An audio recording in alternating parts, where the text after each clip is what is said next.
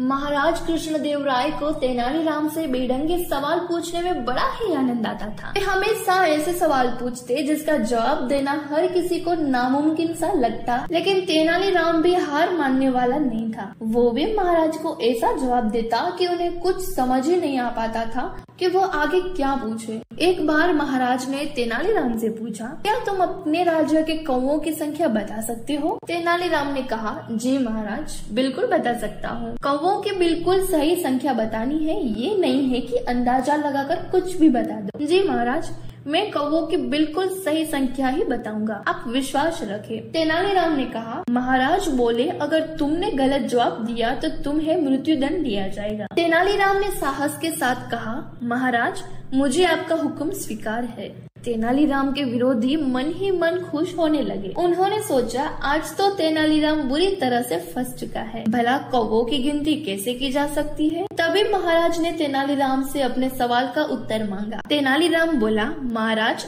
हमारे राज्य में 1,20,550 कौवे हैं। महाराज ने आश्चर्यचकित होकर पूछा, क्या हमारे राज्य में इतने कौवे हैं? जी महाराज, अगर आपको यकीन नहीं तो आप गिनवा के देख सकते हैं। अगर गिनती में कुछ कम ज्यादा हुआ तो? महाराज ने कहा, ऐसा हो ही नहीं सकता। अगर ऐसा हुआ भी तो अवश्य ही हमारे राज्य के कुछ कौवे अपने रिश्तेदारों से मिलने दूसरे राज्य में गए होंगे, या फिर दूसरे राज्य के कुछ कौवे हमारे राज्य में अपने रिश्तेदारों में मिलने आए होंगे।